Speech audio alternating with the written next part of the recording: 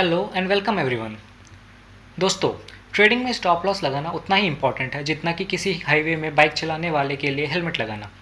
चाहे आप कितने भी प्रोफेशनल हों, जैसे कि क्रिकेट में सचिन, F1 रेस में लेविस हैमिल्टन, या चाहे आपको बाइक चलाने को कितना भी एक्सपीरियंस हो, आप इस चीज़ को अच्छे से जानते हो कि एक ना एक बड़े एक्सीडेंट में पड़ सकते हो और उस समय हेलमेट ना लगाने के कारण आपकी जान भी जा सकती है। इसी तरीके से चाहे आपको कितने भी सालों का ट्रेडिंग एक्सपीरियंस हो, अगर आप स्टॉप लॉस नहीं लगाते हैं तो एक ट्रेड में आपका कई हफ्तों, महीनों, सालों की पूंजी एक बार में आपके हाथ से जा सकती है।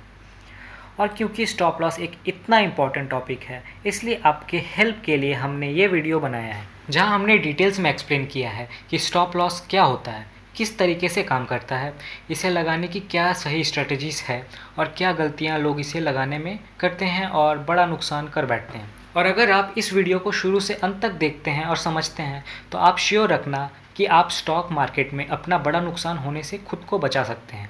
तो आज के वीडियो में हम लोग समझेंगे कि स्टॉप लॉस मार्केट ऑर्डर और स्टॉप लॉस लिमिट ऑर्डर, इन दोनों में से कौन सा ऑर्डर आपको लगाना चाहिए और क्यों। अगर आपको ये वीडियो अच्छा और नॉलेजेबल लगे तो लाइक, सब्सक्राइब और बेल आइकन पे क्लिक करना ना भूलें। तो आइए बात करते हैं कि स्टॉप लॉस मार्केट ऑर्डर और स्टॉप लॉस लिमिट ऑर्डर में आपको किस तरीके के ऑर्डर लगाने चाहिए। तो पहले तो ये समझ लेते हैं कि ये ऑर्डर किस तरीके से काम करते हैं। तो शुरुआत करते हैं स्टॉप लॉस मार्केट ऑर्डर से। मान लेते हैं कि आपने एक स्टॉक ख़रीदा है 100 रुपीज़ का और आप उम्मीद कर रहे हैं स्टॉक 110 रुपये पे जाएगा या 120 रुपये पे जाएगा, लेकिन आप ये भी समझते हैं कि अगर ये स्टॉक 100 रुपये से ऊपर जाने की जगह नीचे गिरने लग जाए तो आपको अपना नुकसान कम से कम रखना है और आपको वो स्टॉक से बाहर आ जाना है। तो ऐसे केस में आप ऐसे बोलते हैं कि अगर ये स्टॉक 100 रुपये से गिर के 95 रुपीज़ तक आता है तो आप ये स्टॉक से बाहर निकल जाना चाहते हैं। तो ऐसे केस में आप एक स्टॉप लॉस मार्केट ऑर्डर लगाते हैं 95 रुपीज़ पे, और जब आप ये स्टॉप लॉस मार्केट ऑर्डर पे डालते हैं तो आपको एक ट्रिगर प्राइस डिफाइन करनी पड़ती है। ट्रिगर प्राइस ये बोलता है कि जैसे ही वो स्टॉक गिर करके उस प्राइस पे आ जाता है तो आपका ऑर्डर स्टॉक एक्सचेंज को चला जाता है एक मार्केट ऑर्डर की तरह और एग्जीक्यूट हो जाता है जो भी उस समय मार्केट प्राइस चल रहा होता है। तो जैसे इस केस में आप इसका ट्रिगर प्राइस 95 रुपीज़ देते हैं और आपका स्टॉक 100 रुपीज़ से गिर के 95 रुपीज़ पे आ जाता है, तो ये आपको जो ऑर्डर है ये अपना ट्रिगर पेंडिंग स्टेटस से चेंज करके ये एक मार्केट ऑर्डर की तरह एक्सचेंज पे जाता है और उस समय जो भी प्राइस आपको मिल रहा मार्केट से आपको फुलफ़िल करके आपको उस ट्रेड से बाहर निकाल देता है। तो बात समझने की है यहाँ ये है कि जब आप एक स्टॉप लॉस मार्केट ऑर्डर लगाते हैं तो किस चीज़ की गारंटी है। यहाँ पे गारंटी आपको इस चीज़ की मिलती है कि आपको उस ट्रेड से वो ऑर्डर बाहर निकाल देगा, मगर इस चीज़ की गारंटी नहीं है कि किस प्राइस पे बाहर निकालेगा। अगर आपकी किस्मत अच्छी है तो हो सकता है आपको 95 रुपीज़ की प्राइस में ले जाए, लेकिन अगर आपकी किस्मत ख़राब है तो हो सकता है आपको 94 या 93 पे भी बाहर निकाल जा सकता है। तो आप ये कंट्रोल नहीं कर सकते हैं कि किस प्राइस पे आपको ऑर्डर एग्जीक्यूट होगा। इस चीज़ को लेके काफ़ी लोगों की कंप्लेन भी रहती है कि जब भी स्टॉप लॉस मार्केट ऑर्डर लगाते हैं तो सर हमारे को सही प्राइस नहीं मिलता है। लेकिन आपको समझना है कि इस ऑर्डर का नेचर ही ऐसा है कि आपको गारंटी दी जा रही है कि आपका ऑर्डर एग्जीक्यूट हो जाएगा, लेकिन इस चीज़ की गारंटी नहीं दी जा रही है कि किस प्राइस में ये ऑर्डर एग्जीक्यूट होगा। और ये डिपेंड करता है स्टॉक के बहुत तरह के फैक्टर्स पे, जैसे कि स्टॉक की लिक्विडिटी कैसी है, मार्केट कैसा है, स्टॉक गिर रहा है तो किसी न्यूज़ की वजह से गिर रहा है या टेक्निकल फैक्टर्स की वजह से गिर रहा है। ये बात हो गई स्टॉप लॉस मार्केट ऑर्डर की। अब बात करते हैं स्टॉप लॉस लिमिट ऑर्डर की। जब आप एक stop loss limit order place करते हैं तो आपको यहाँ पे दो प्राइसेस डिफाइन करनी पड़ती है, एक ट्रिगर प्राइस और दूसरी हो गई लिमिट प्राइस। ट्रिगर प्राइस का एक काम वही है जो हमने स्टॉप लॉस मार्केट ऑर्डर पे देखा था, जो प्राइस आपके ऑर्डर को ट्रिगर करता है, लेकिन आप इस ऑर्डर में एक लिमिट प्राइस भी डिफाइन करते हैं जो कि आप बताते हैं कि ये मेरा मिनिमम ऑर्डर है, मैं इससे नीचे का ऑर्डर एग्जीक्यूशन एक्सेप्ट नहीं करूँगा।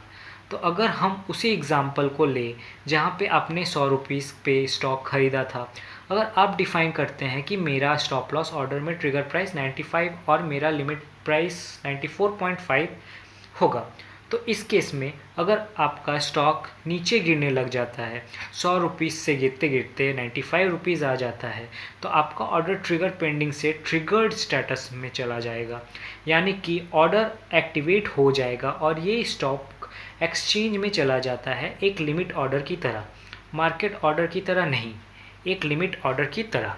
और उस लिमिट ऑर्डर की प्राइस होगी 94.5 रुपीज़। और एक लिमिट ऑर्डर की तरह ये ऑर्डर तभी एग्जीक्यूट होता है जब आपने जो प्राइस दिया है वो प्राइस उसके ऊपर है, यानी कि अगर आपको 94.5 रुपीज़ या उससे ऊपर का प्राइस मिलता है तो ये ऑर्डर एग्जीक्यूट होगा। लेकिन अगर स्टॉक का प्राइस इस आपने जो लिमिट प्राइस डिफ़ाइन की थी उससे नीचे चला जाता है तो ये वही का वही वेट करते रह जाएगा और वो स्टॉक प्राइस चाहे कितना भी नीचे गिर जाए और आप उस ट्रेड में अभी भी बने हुए हैं।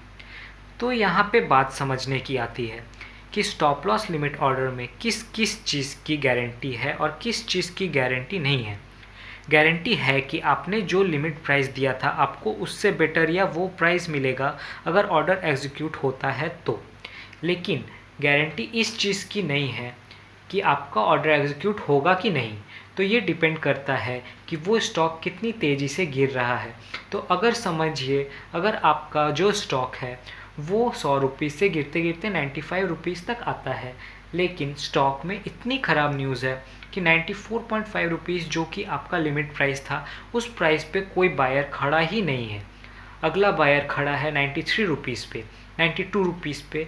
तो ये जो स्टॉक है वो आपके लिमिट प्राइस को कूद के नीचे चला जाएगा और आपका ऑर्डर वहीं का वहीं बैठा रह जाता है। तो आप उस ट्रेड में अभी भी बैठे हुए हो, आपका नुकसान 5,000 से 10,000, 10,000 से 20,000 हो रहा है, लेकिन आप अभी भी ट्रेड में बने हुए हो। तो इस तरीके से काम करता है स्टॉप लॉस लिमिट ऑर्डर।